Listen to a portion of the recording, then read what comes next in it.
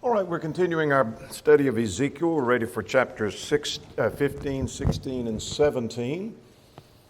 Those three chapters. The handout is coming around to you if you haven't already received it, and questions for next week. We don't go over the questions because this is not being conducted as an interactive class, but it gives you something if you want to pursue those questions in anticipation of the next study.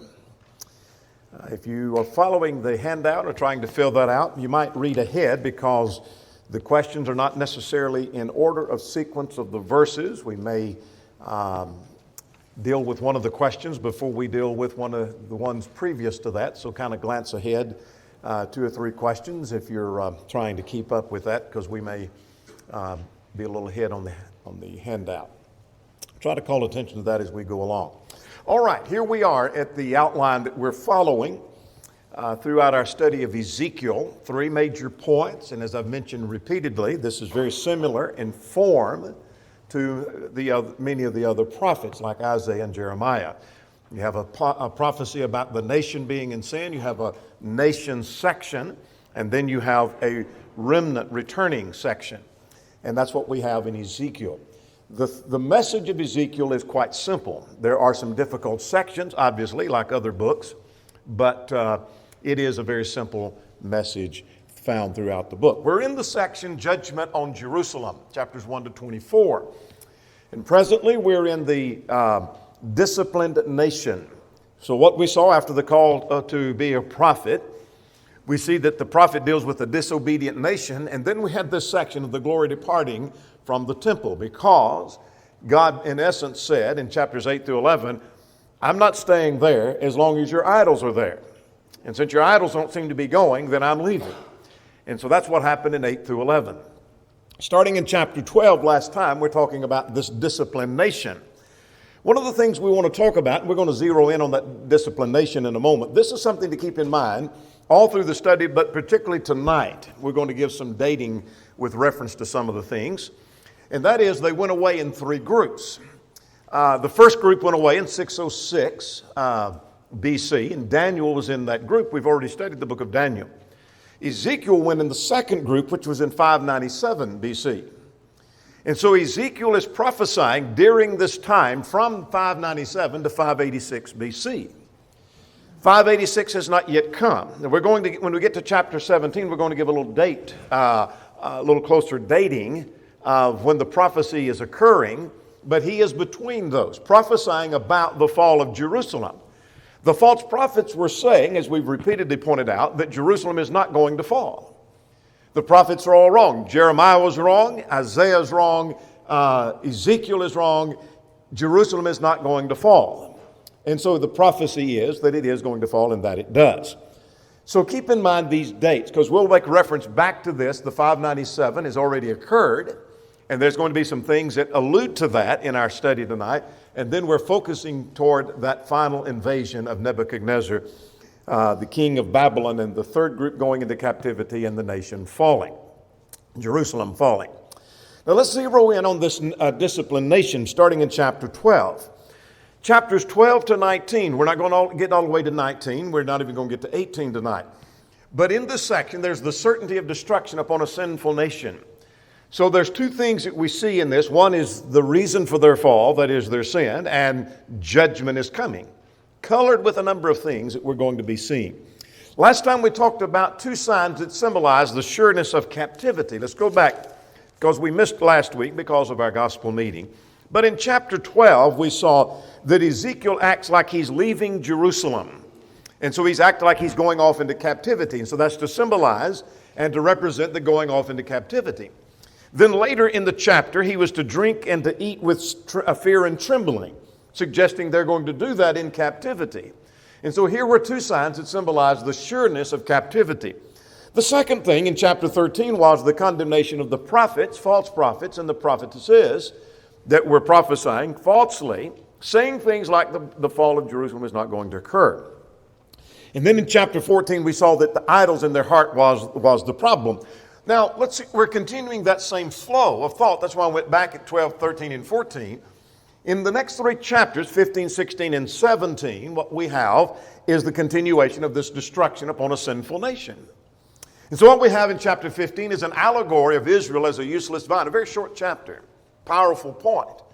Chapter 16 makes up for the brevity of chapter 15 because it's quite a lengthy chapter, and there the point is an allegory of Israel as an unfaithful wife. She's a harlot, and worse than a harlot, in fact. And then in chapter 17, there's the parable of the two eagles. And that's quite interesting because we get to the dating of this a little bit and seeing what's going on from 597 to 586 BC. How close are we getting to that? We have a little hint about that in surrounding chapters, and we'll get to that. Now, let's talk about chapter 15. I don't subdivide chapter 15 because it is so short. So let's go to chapter 15 and work our way through chapter 15. Ezekiel chapter 15. Only 8 verses here, quite short. But let's see the point that he makes. He said, the word of the Lord came to him, the Son of Man, how is the wood of the vine better than any other wood? And the vine branch, which is among the trees in the forest. In other words, he pictures a vine growing that is supposed to produce fruit. That's implied. The vine is supposed to produce fruit. And so one of your questions in your handout, what's the purpose? What purpose does the vine have? It's supposed to produce fruit. And if it doesn't produce fruit, it's useless. Now there's a practical thing in that. We are supposed to be producing fruit before God. We're supposed to be bearing fruit before God of service and of teaching others and praising God and being faithful and righteous and godly and holy. And so we're supposed to be bearing fruit. And so we as a vine, if we're not bearing fruit, we're worthless. As a church, we're supposed to be producing fruit. And if we're not producing fruit, we become worthless. Well, what does he say about the wood of the vine? He said, is the wood taken to make any object? In other words, you take an oak tree and you cut it down, you can make good furniture out of oak. In fact, you can make a peg out of oak because it's hard and you can hang something on that peg. He said, not so with this vine. He said, can you make any object from it, or can a man make a peg from which to hang a vessel on? No, you don't go out and cut a vine. The wood is useless for that. It is of no value to make anything. So what's it worth? He said, well, it's to be thrown in as fuel for the fire, and the fire devours both ends, and the middle is burned. And is it useful for any work? In other words, what he's saying is, it's not even, all it's worth is burning, but it's not even good firewood. Why isn't it good firewood? Well, because it burns up so quickly. And so each end burns and the middle burns up, and it burns up quickly, and it's useless for that. So it's not even good firewood. But that's what we do with it. We cast it aside and we burn it. And indeed, when it's whole, no object is made from it. Before it was burned, you couldn't make anything from it. It's too small. And especially after it's been burned, in the verse 5, I'm paraphrasing that. And so he said at verse 6, here's the point. The point is, like the wood of the vine of the trees of the forest, I have given a fire for fuel. I have given up the inhabitants of Jerusalem. Now remember those dates we gave a moment ago. 597, there was an invasion. 586, it's coming again. The date hasn't been given, but that's historically when it happened. There is going to be the destruction of Jerusalem. The prophet said it's not going to happen. And God's saying here, you are a fruitless vine. You're not producing any fruit, and you're not worth anything but to be burned. And I'm casting you out like the vine, and you're going to be burned. You're going to be consumed. And I'll set my face against them. Now this is quite interesting right here at verse 7. Take note of this. In fact, you have a question about verse 7. The question about if the vine doesn't bear fruit, why is it no good? Because you can't use it for anything else. It's not like, well, this tree didn't bear any fruit, but it's good wood, and we're going to cut it down to make good use of the wood. So it's still profitable to us, not a vine. It's of no profit at all. God said, Jerusalem and Judah is not profitable to me at all. Not in their present condition of sin. They're unprofitable. Well, let's stop and footnote here and make a practical application.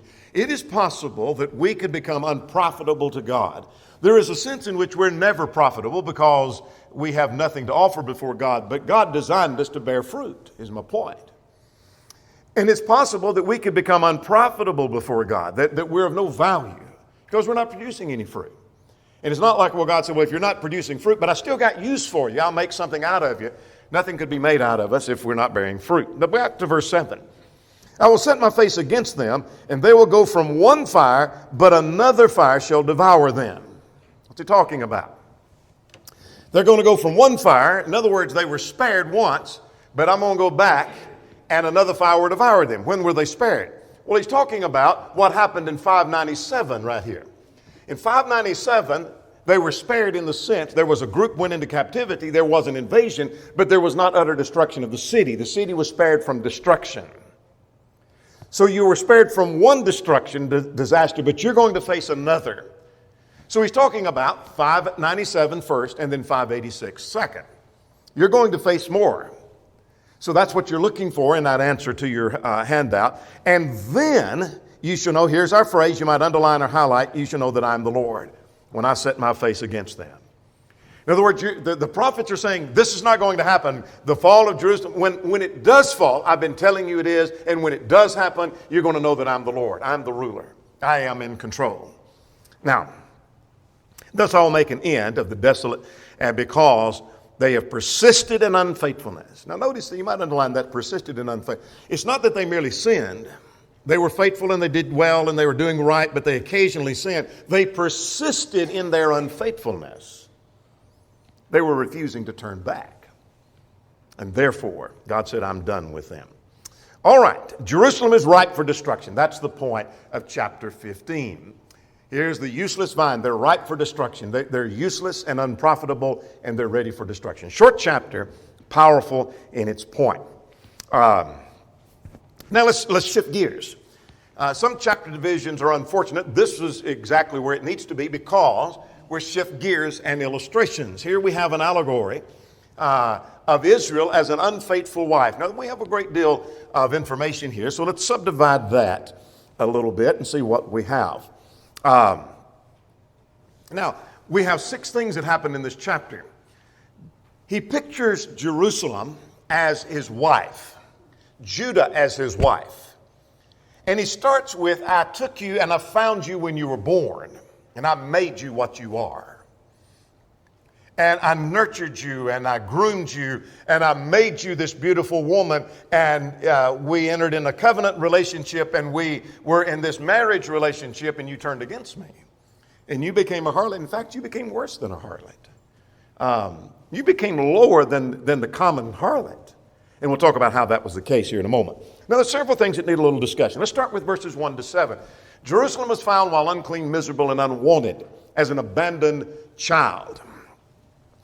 So again, the word of the Lord came to him and he said, Son of man, cause Jerusalem to know her abominations.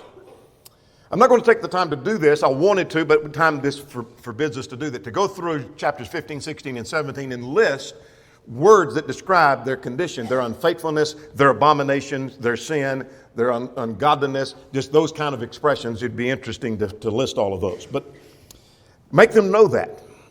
And he said, your birth and your nativity are from the land of Canaan. Now take note at verse 3.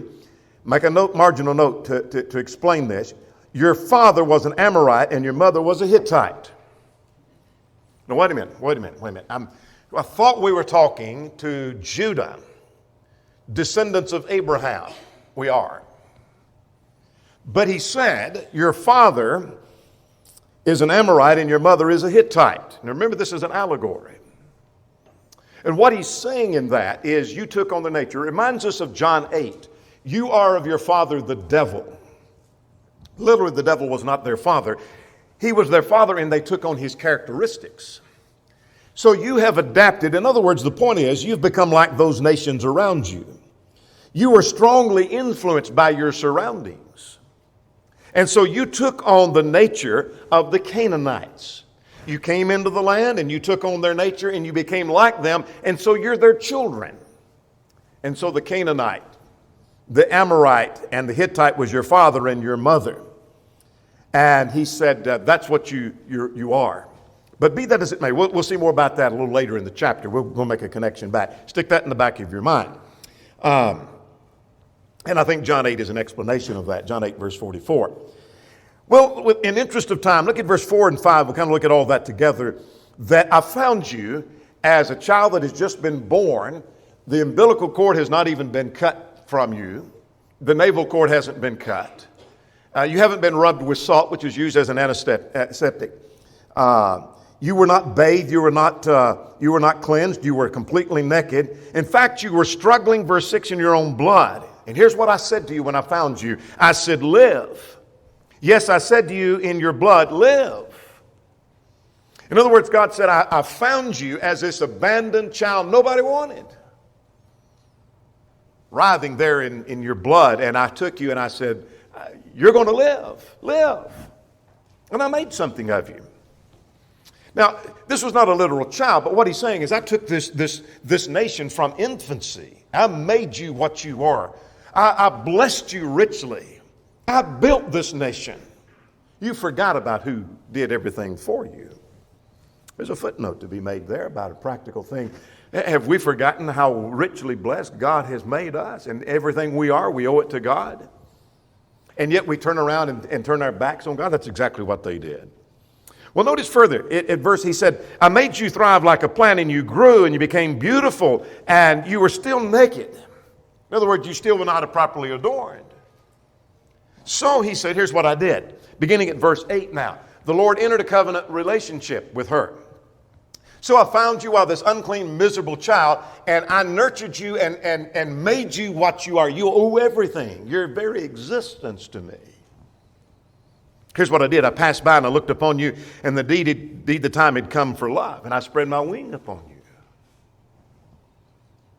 That's the idea of an engagement. And I swore an oath, and we entered into a covenant, and you became mine. And so we entered into this covenant relationship. We were engaged, and then we basically, the description of entering into a marriage relationship. We're in a covenant relationship. And you became mine, and I washed you with water, and I clothed you with embroidered cloth, and I gave you sandals, and I clothed you with fine linen, and covered you with silk. In other words, I gave you the best of all things. Gave you jewels, verse 12. Adorned you with gold and with silver and with silk and embroidered cloth, and I gave you fine pastry and fine flour and honey, and you became exceedingly beautiful, and you succeeded to royalty. I basically made royalty out of you. I took you from this child that was basically in her blood and made something out of you, and now I've made you my bride and gave you everything you have. That's the picture God is painting. Look at verse 14. Your fame went throughout the nations because of your beauty, and my splendor, through the splendor which I bestowed upon you. In other words, nations around took note of you. But the reason they took note of you is because what I did for you, how richly blessed you were. Oh, you became a great nation. Now let's start at verse 15. You turned from me like an unfaithful wife, but it got worse. It gets worse. If you're looking at your handout, the point of verses 1 to 7, and how does it relate to the rest of the chapter, that I made you what you are is the point. And how does it relate to the rest of it? You forgot all about that when you turned to harlotry. When you turned to the other nations, you forgot me. You forgot what I did for you. You forgot who made you what you are. Same thing happens with us. Well, let's start now at verse 15 here. Israel turned from God like an unfaithful wife. And he said, you trusted in your own beauty. Now that's an interesting phrase. Trusted in your own beauty. God had just said, the beauty you have, you wouldn't be nothing if it wasn't for me. You'd still be laying there in your blood. In fact, you wouldn't have survived. And all that gold and all the silver and all the embroidery cloth that you wear and all your beauty, I gave that to you. But you trusted in your own beauty and you played the harlot because of your fame. And poured out your harlotry on every one passing by who would have it. In other words, she's not just an occasional. She had an affair over here, but anyone who came by, she would have this relationship with. It's a picture of a harlot that would take any man that came along. And what's interesting is they abused the gifts. And we're going to say more about this a little bit later. They abused the gifts and blessings that God gave them. And that's a practical thing. Do we abuse and misuse the gifts that God gives us, whether it be our abilities or time or whatever it may be? Now notice, you took the garments and took them to your high places, and you played the harlot on them. And you've taken your beautiful jewelry and you made for yourselves images and played the harlot with them. In other words, I gave you things and you either used them for harlotry or turned them into an item to be used for harlotry. Used every blessing I gave you It's like a husband blessing his wife and giving his wife some money to spend, and she takes it and she buys harlotry or pays someone else to make her a harlot, basically. And it's unimaginable that she would do that. That's kind of the picture here, and you'll see why in just a moment. Well, let's drop on down to about verse 20. Here's how bad it got. Moreover, you took your sons and your daughters whom you bore to me, and these you sacrificed them to be devoured. In other words, he's talking about the idol Molech. Now, we'll come back. I want to finish reading that and make some more comments. But Jeremiah chapter 7 talks about that. Jeremiah 9 talks about that. Jeremiah 7:31 is one passage. 2 Chronicles, I believe it's 36, talks about that. Several passages talk about this idol Molech, where they burned their children in the fire.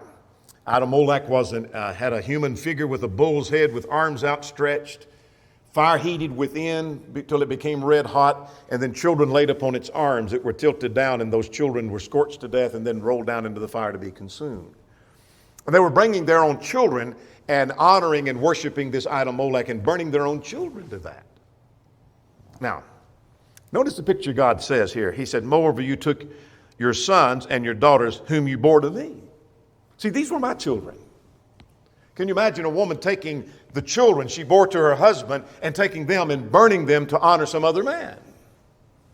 And that's what she's done. That was the price she paid for her harlotry. Now notice at verse 20, at the end of verse 20, were your acts of harlotry a small matter that you have slain my children and offered them, causing them to pass through the fire? In other words, was it not enough to commit harlotry that you had to go so far and even go further and pay this price for your harlotry? That's part of the price we'll talk about a little bit later. Look at verse 22, continuing that, down through verse 34. That all your abominations and acts of harlotry you did not remember the days of your youth. Now that's the point of how verses 1 to 7 fit in. While you were committing this harlotry, you forgot all about me and what I did for you. You forgot all the blessings that you gave me, that I gave you. And you forgot that I found you naked and bare and struggling in your blood. Now look at verse 23. Thus it was so, after all your wickedness, woe, woe to you.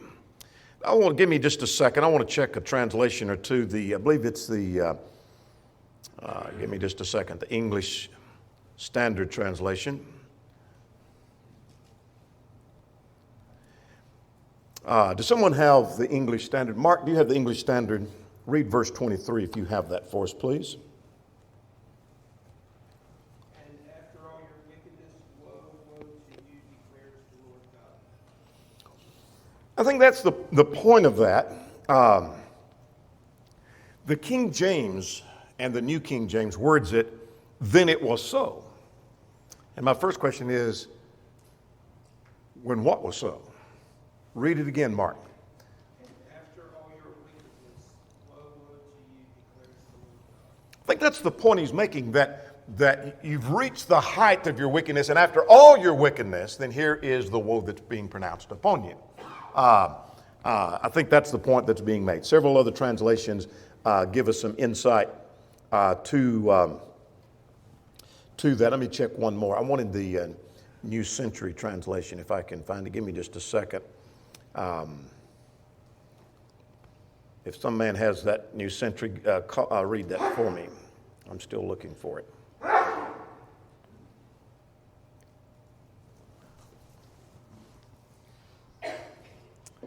Here's the New Century. It said, how terrible it will be for you, says the Lord, after you did all these things. I like that. How terrible it will be for you in that you've done all these things. It's not going to go well for you. It's not going to go well for you at all. Now then, let's go further now. We're still continuing down through verse 43. We're right here in this section that Israel has turned like this unfaithful wife. Now, her people of harlotry, those with whom she commits harlotry, are identified. Let's see who those are. And you've got a question about this. Look at verse 26. You have committed harlotry with the Egyptians. How so? They formed an alliance with the Egyptians. We'll say more about that in chapter 17. That is, Zedekiah tried to rebel against Nebuchadnezzar and form an alliance with Egypt. He said, this is what you've done. You form an alliance with Egypt. Even before that, there was a pro-Egyptian movement to form an alliance with Egypt, and they can save us from Babylon. So when they put their confidence and their trust in Egypt instead of in God, they're committing harlotry. So you committed harlotry with Egypt. And you increased your acts of harlotry. There were the Philistines in verse 27. There were the Assyrians. And then there's Babylon. We'll say more about the Syrians and the Assyria and Babylon. But so you have Egypt, the Philistines, Assyria, and Babylon. Those are mentioned in verse 26, 27, 28, and 29. Those are the four you're looking for in your handout.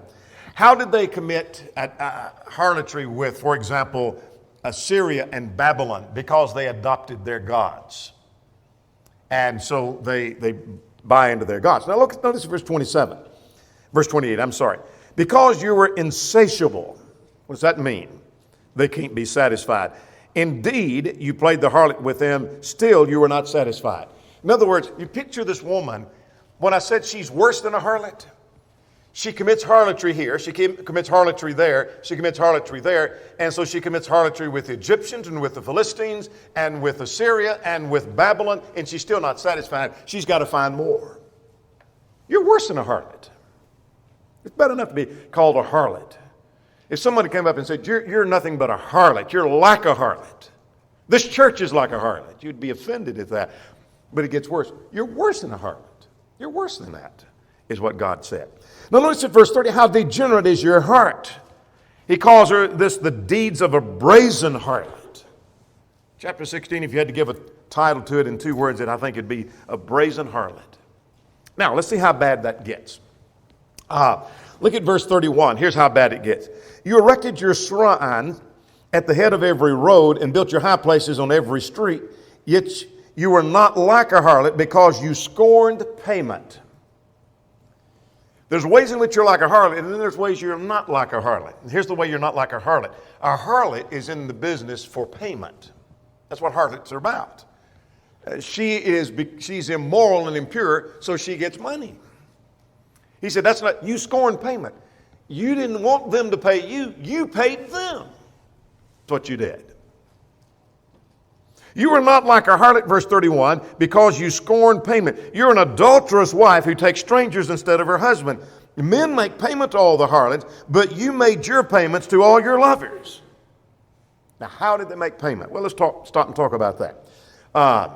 They made payment. Let's go over to 2 Kings chapter 16. This is kind of an illustration of the point. Let's go to 2 Kings chapter 16. In verses 8 and 9, that Ahaz, one of the ways in which they made payment is by taking the things of God that God had blessed them with, for example, the gold and silver, etc., that's found in the house of the Lord, and sending it off to other nations. For example, look at verse 8. Ahaz took the silver and the gold that was found in the house of the Lord into the treasury of the house of the king's house and sent it as a present of the king of Assyria. That's one of the ways in which they paid to be harlots with others. But that's not all. Perhaps the biggest price was the blood of their own children. You stop and think about that. That's why we gave emphasis to verse 20 a moment ago. They had paid the price of their own children to commit harlotry. And now let's jump ahead of ourselves to verse 36. Verse 36 talks about the blood of your children which you gave to them. So they gave the price. So it's pictured as a harlot who says, no, you don't pay me, I pay you. I'll pay you to commit harlotry with me. What kind of price are you willing to pay? I'll give you the gold and the silver of God's house. I'll give you all of that. And I'll tell you what else we'll do. We'll give our children to you. What a price she was willing to pay to be a harlot. She's worse than a harlot. You say, well, let me stop and footnote right here before we finish that section. You may be thinking, you know what, I tire of doom and destruction we read in the prophets, and people sometimes say that. But I want to tell you, this is God's view of sin, and this sort of wake us up a little bit when God looks at the sin of Judah and says, I picture this like being a harlot and worse than a harlot. I look at the sin of Judah as a harlot that says, I'm willing to pay you to commit harlotry with me. That's how he views the brazen harlot. Now, let's go further now. Starting at verse 35. At verse 35, her punishment is going to correspond with her sin.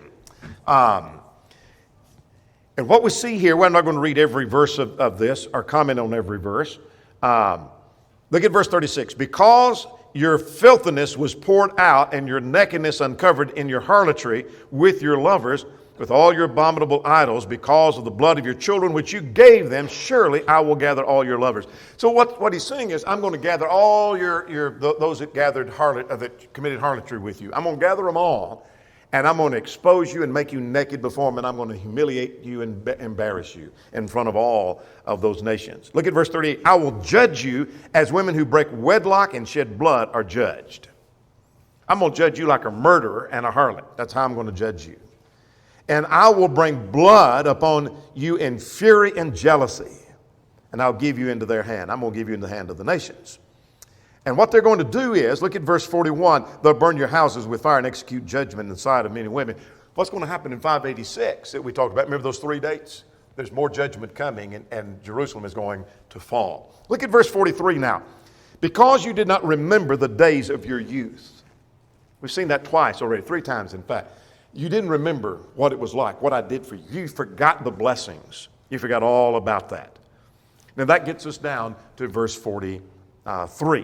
Now, so her punishment corresponds. Now this is quite interesting, 44 to 59. Jerusalem is worse than her sister Samaria and Sodom. Now when we talk, let's talk about Samaria just for a minute. Or let's back up and get Sodom, because Sodom was earlier. Sodom was overthrown for the homosexuality. You think, nothing more detestable than the homosexuality that you saw, that God just burned the cities, utterly destroyed the cities with fire.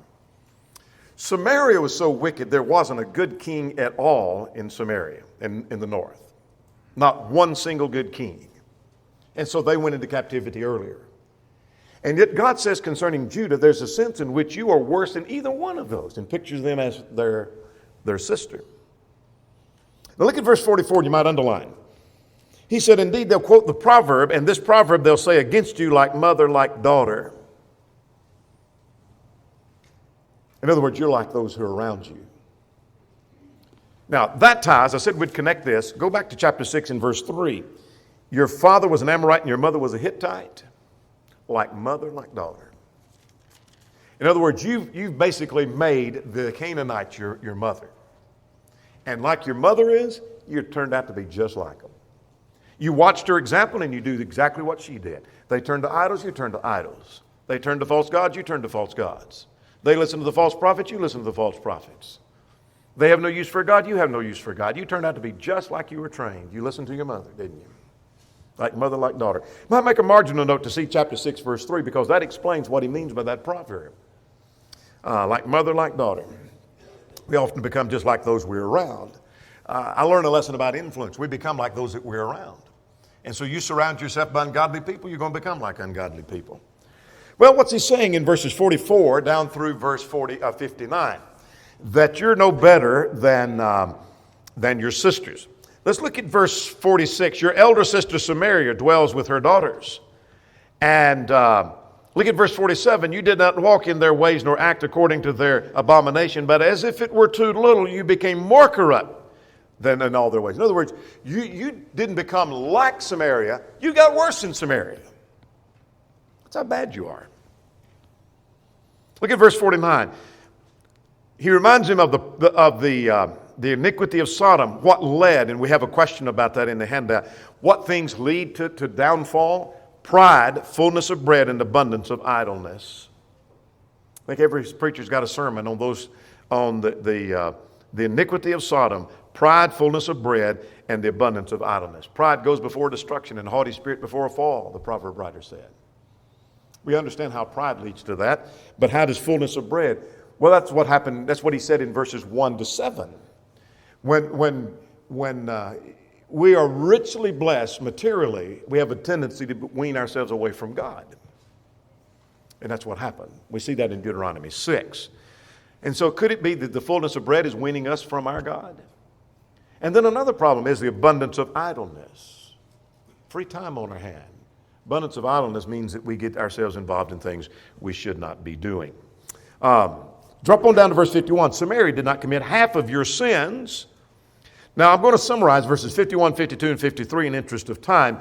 That what he's saying in that section, that and actually on down through verse 59, what he's saying is that if I'm going to redeem you, then there's hope for Sodom and there's hope for Samaria.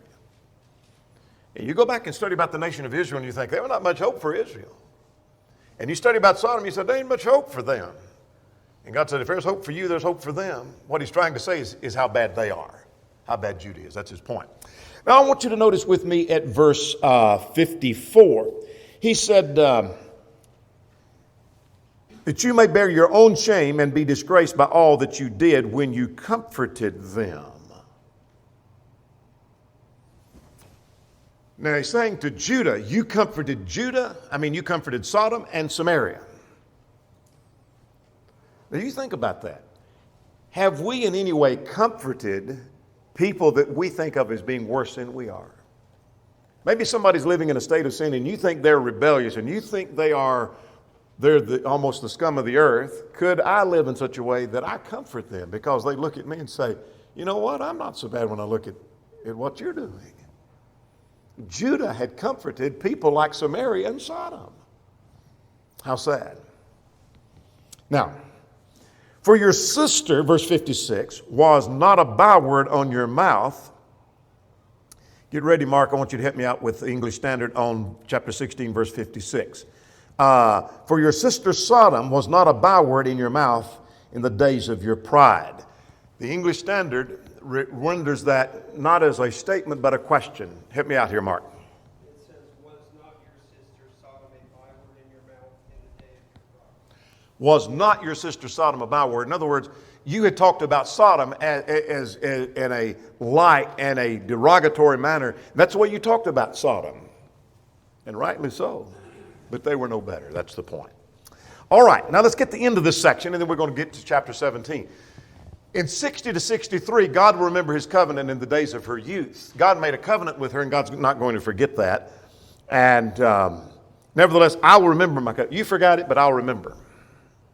You might underline twice. Verse 60, verse 61, then I'll remember your ways.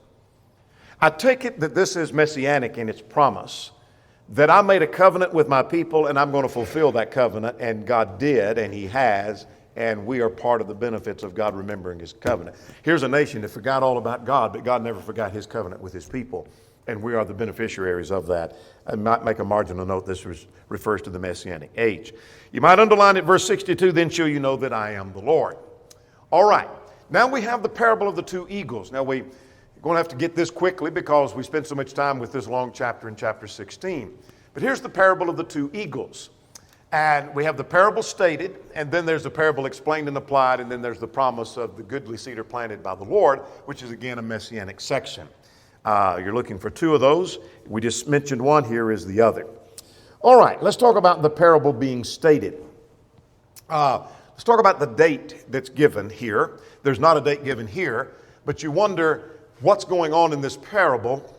And so the last date that was mentioned is in chapter 8 and verse 1, which is 592 BC.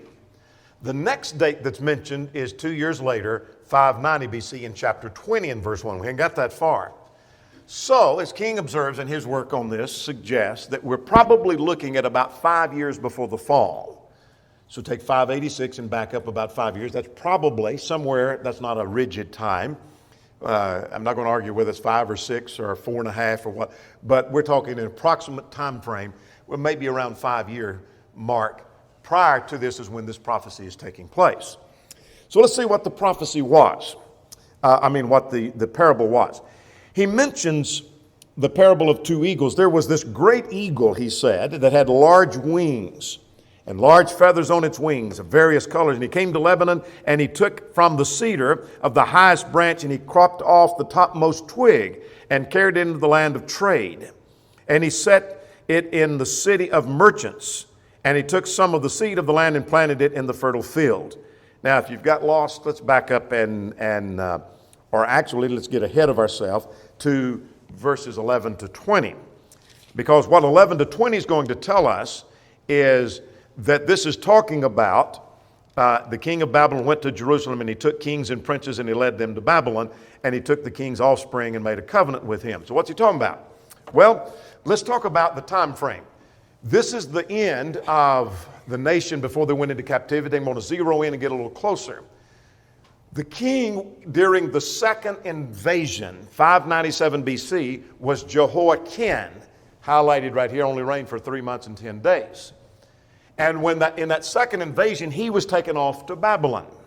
And I think that is the reference, according to the interpretation given later, to this taking the twig off and carrying him off into another land.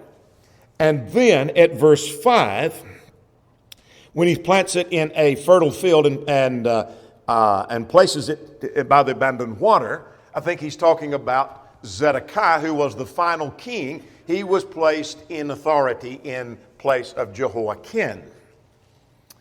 And because he talks about Jehoiakim in just a moment, rebelling. So let's go a little bit further. Then in this parable, he said he plants, that is, I think he's talking about Zedekiah now, as a plant and a vine. He plants him, and the vine shows loyalty and leans toward the first eagle. But then there's a second eagle that comes, which is Egypt. And it's another great eagle, verse 7. And the vine bent itself toward the second eagle. In other words, you might go back, and we don't have time to trace it, but 2 Chronicles 36, beginning at verse 11. What happened was Zedekiah made a covenant with the king of Babylon. He was going to be loyal to Babylon. And that's what God wanted him to do.